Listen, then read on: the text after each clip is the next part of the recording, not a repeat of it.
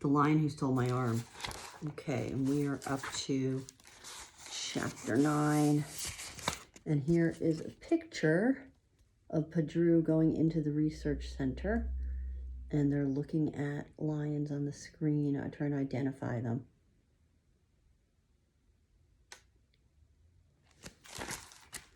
Chapter 9. Inside the hut, Ronaldo connected the collar to another computer. He explained to Pedro that it carried a record of everywhere the lion had been. And then there's a little asterisk, and it tells us down below more information, and it says, radio and satellite collars send out signals so researchers can track the animals wearing them. Signals from radio collars travel a few miles and are picked up by a radio receiver in real time. Signals from satellite collars go up to satellite when it passes overhead, and they are picked up by researchers every few hours or days. While they waited for the collar to download its story onto the laptop, Beth showed Pedro some of the photographs of lions on another computer screen. Each lion had a name beside its picture and a little drawing of its face. This is how we identify the lions, Beth explained from photographs and these drawings. We tell one lion from another by their whisker spots, their ears and scars, and the size and color of their manes. And the color of their noses, John added, tells us how old they are. The pinker the nose, the younger the lion. The blacker the nose, the older the lion. We give all the lions we study names, Beth said, and then she added in a pretend whisper, because it's easier than numbers for John's old brain to remember. Haha, thanks, Beth, John smiled. He pointed to one particular photo up on the screen. That's Puna, the lioness this collar belonged to. John brought up a photograph of Puna lazing in the shade of an acacia tree with 4 tiny cubs. Pedro had only ever seen lions slinking like evil spirits through the grass, or snarling and spitting when a hunter had cornered them, or dead. He had never seen a lioness with cubs. He hadn't realized that lion cubs could be so tiny and so helpless, all eyes and fluffy yellow fur. Pedro had feared and hated lions all of his life. And now it felt funny to find that Puna and her cubs reminded him of his own mother and little sisters.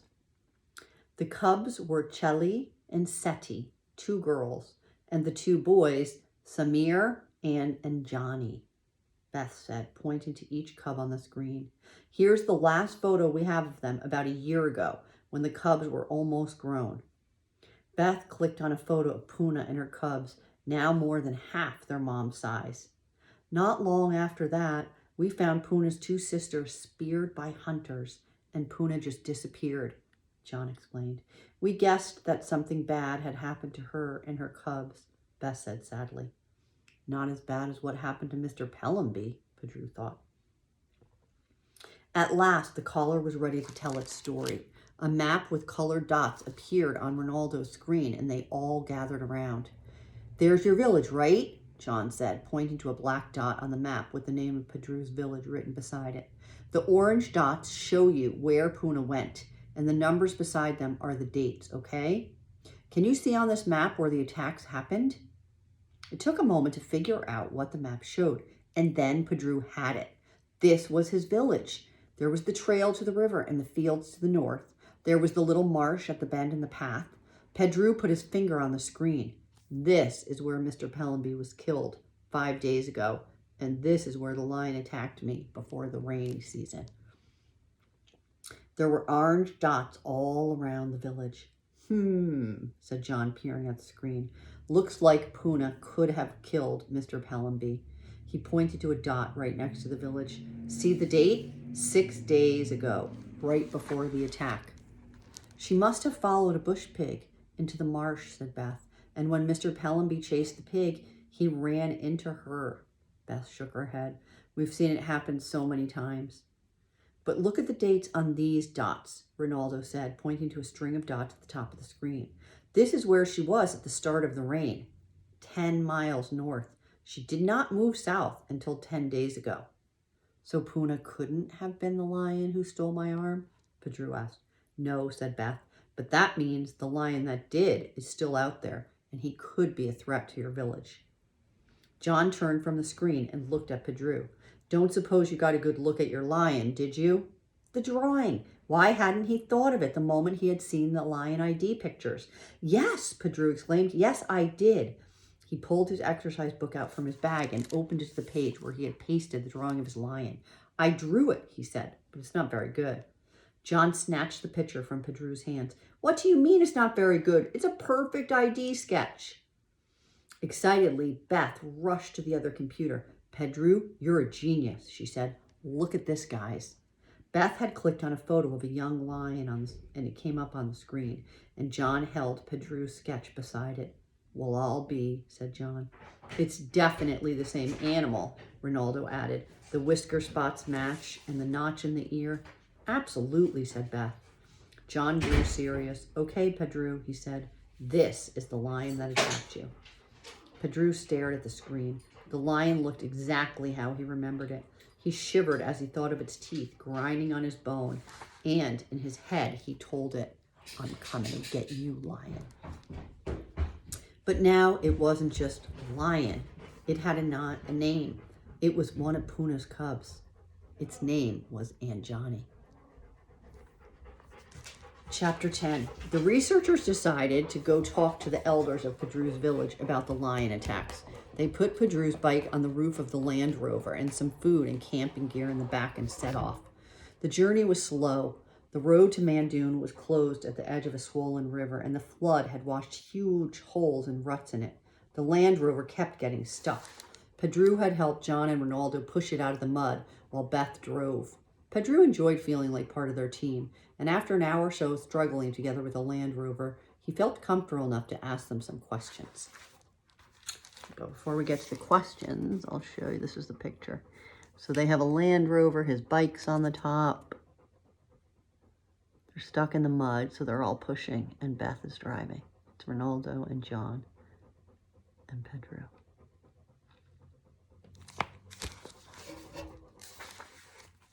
Why do you and Beth and John study lions? He asked Ronaldo as the Land Rover's wheels spun in yet another muddy pothole. Ronaldo put his back to the Land Rover's bumper and shoved. There's lots of reasons, he said, but the biggest one is that knowing what lions do helps to keep people safe from them. Pedro dug his heels into the mud and heaved. But why not just hunt them all and kill them? And then people would always be safe. Because, said John, without lions to kill them, you'd have more bush pigs in your crops. And, Ronaldo said, screwing up his eyes as he's pushing harder, one day soon lions will bring tourists, and tourists will bring much money. Lions could give our country so much. Anyway, said John, looking sideways into Pedro's face, I don't think you really want to kill lions, do you, Pedro? Just then the Land Rover shot forward, dropping them all into the mud. Pedro was glad because it meant that he didn't have to answer John's question. He wasn't sure what he would have said. The shadows were growing long by the time they reached the village, and everyone came out to see who the visitors were. No one could remember the last time a car came to their village.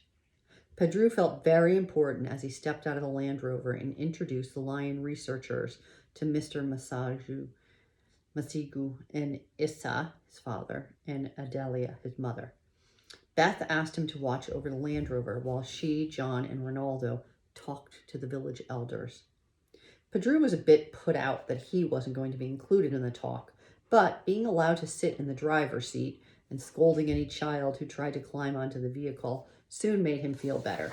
He leaned out the window to explain to Andy and Samuel and his little sisters and his mom all about the ID pictures, the whisker spots, the radio collars, and how his drawing had identified the lion who stole his arm. It grew dark. Still, the grown-ups talked. Pedro fell asleep leaning on the steering wheel and woke up to the sound of his father's voice. Pedro, wake up. Get ready. We're going on a lion hunt. Pedro grabbed his bedroll and his spear from the hut. When he came out again, Issa, John, Ronaldo, and Beth were leaning over a map spread on the hood of the Land Rover. So, John said, turning to Issa, after it attacked Pedro, the lion headed west? Yes, for 6 miles. I tracked it and it didn't stop, Issa told them. You must have tasted bad, Ronaldo joked to Pedro. Pedro hit this lion hard on the head, Issa told them proudly. You stood up to the lion that was attacking you? Asked Beth. John shook his head. You're something else, Pedro.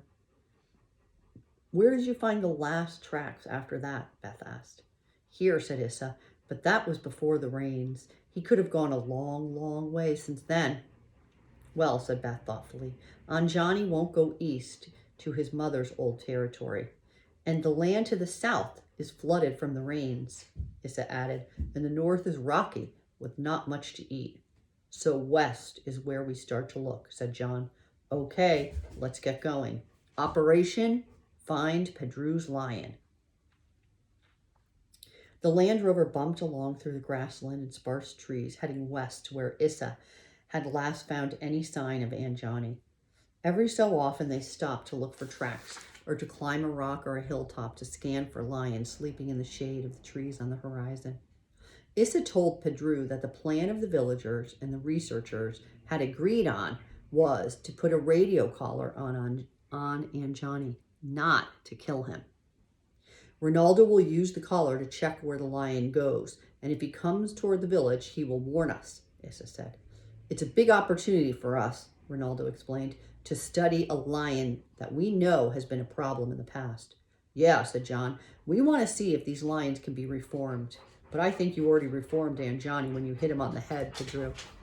Pedro did not smile. In return for the risk of leaving the lion alive, the researchers were going to help the village to keep the villagers safe from lion attacks in the future. We will help build shelters and fences that can keep people and animals safe from lions, Beth said. Pedro listened in silence. What do I get in return for my arm?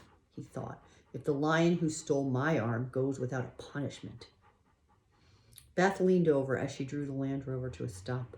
Are you okay, Pedro? Pedro nodded, but inside he told his lion, I'm getting closer, and my spear is here under my seat, lion. Okay, we'll read one more. This is chapter 11. They searched all day without seeing so much as a single paw print, only a few water buck and some birds. And it tells us at the bottom that water buck is a large antelope found in the grassland all over southern Africa. Sorry, that's my dog barking. Scouty, come here. Come here. Come here. I'm trying to read. Scouty, come here. Okay, I think he stopped. Okay. That night they camped, cooked canned food over the fire, and talked. The researchers and Issa swapped story about wildlife in the bush. Pedro half listened and half slept. He heard Beth say that she had raised an orphan lion cub when she was only 10. And John said that he was an expert at shooting lions with a tranquilizer gun. He thought he heard Issa say that he had been chased by a herd of crocodile. He thought he heard that Ronaldo's cousin was a rich soccer player who was going to build a safari lodge at Madoon, so people from the city can come and see lions, Pedro thought he remembered Ronaldo saying. But when Issa lay down in the tent next to him and Pedro asked sleepily if crocodiles ever chased people in herds, his father just laughed, so Pedro knew he must have dreamed that, and the stuff about Ronaldo's brother too. The next morning, they struck camp before dawn, everyone quietly doing what was needed to be done. Already they were a team. That John, he is a good man, Issa told his son as they took down their tent. He knows almost as much about the bush as I do. As he put the tent onto the roof of the vehicle, John told Pedro quietly, I wish I had half of your dad's tracking skills. And you're pretty good yourself. Pedro smiled, but inside he felt bad. He liked John and Beth and Ronaldo so much, but would they like him if they knew how he really felt about his lion? Pedro had the best eyes, so he was put on lookout, clinging to the roof of the Land Rover. Vultures, he yelled when they were too faint and far for anyone else to see them. Everyone knew that vultures could mean a lion kill. That way, Pedro directed Beth. She drove as fast as she dared, sliding, skidding, bumping along. Beth could have been a race car driver in another life, John said, as she swerved to avoid a tree stump. The vultures were closer now. Everyone could see them, as well as dark clumps of animals on the ground below. Beth parked the Land Rover in the shade of a tree, and everyone got out quietly and climbed up onto the roof with Pedro. So here's Pedro on the roof, and the rest of them are in the car, and then he sees the vultures. And so she swerves and starts going towards them.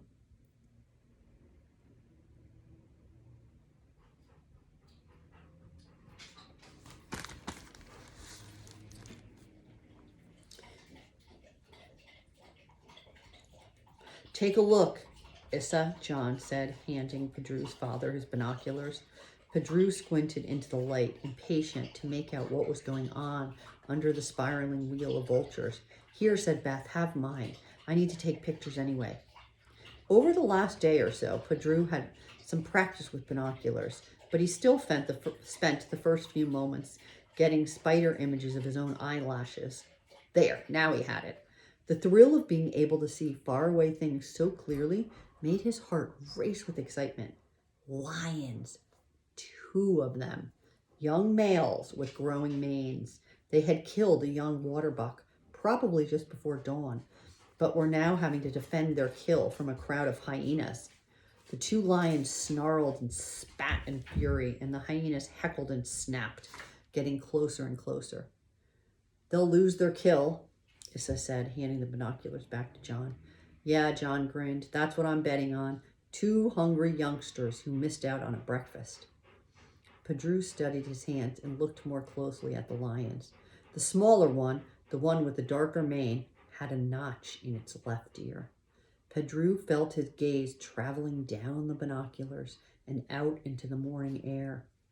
You don't know it, he told his lion, but I've caught up with you at last.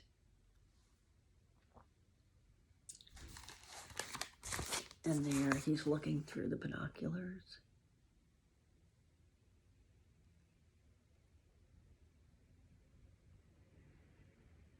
And he sees his lion. Okay, that was exciting. All right, I'm going to stop there. We're on chapter 12.